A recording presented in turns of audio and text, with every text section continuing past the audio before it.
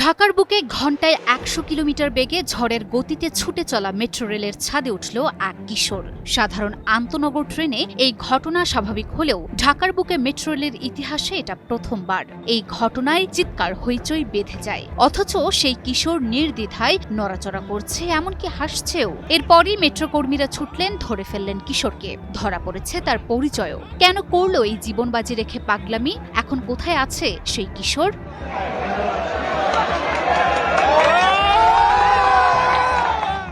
রোববার রাত ৮টার পর সচিবালয় স্টেশনে যা ঘটল তা দেখে হতবাক যাত্রীরা। আগারগাঁও থেকে সাধারণ টিকিট কেটে মেট্রো রেলে ওঠা কিশোর ইয়াসিন সচিবালয় স্টেশনে পৌঁছানোর পর দেখা যায় দুই বগির মাঝের হুক ধরে ঝুলে আছে ইয়াসিন। তারপর চোখের পলকে চড়ে বসল মেট্রো রেলের ছাদে। মুহূর্তে ক্যামেরাবন্দি সেই দৃশ্য ছড়িয়ে পড়েছে সোশ্যাল মিডিয়ায়। ঝুঁকিপূর্ণ এই কাণ্ডে আটকে উঠেছেন যাত্রী থেকে কর্তৃপক্ষ। কারণ অন্য ট্রেনের মতো মেট্রো রেলের ছাদে ওঠার বিষয়টি এক নয়, কারণ এখানে বিদ্যুতায়িত হওয়ার সম্ভাবনা ছিল।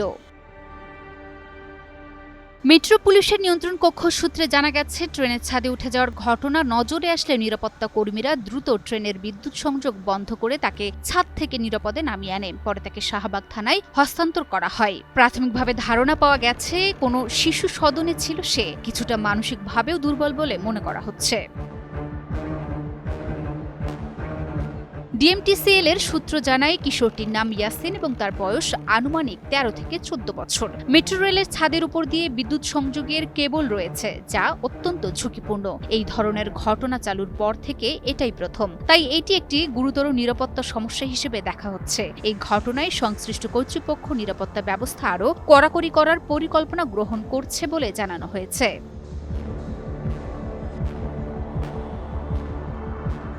এদিকে কোনো প্রত্যক্ষদর্শী এমন ধারণা দেন যে আরও একজন মেট্রো রেলের লাইন ধরে দৌড় দিয়েছেন। যদিও পরে আইন শৃঙ্খলা রক্ষাকারী বাহিনী কাউকে লাইনে খুঁজে পায়নি। ছাদে ওঠার ঘটনায় একজনকে পাওয়া গেলেও আরও কেউ সঙ্গে ছিল কিনা তা জানতে পুলিশ তদন্ত করছে। আর এভাবেই মেট্রো রেলের ইতিহাসে প্রথমবার ঘটে গেল এই অনাকাঙ্ক্ষিত ঘটনা।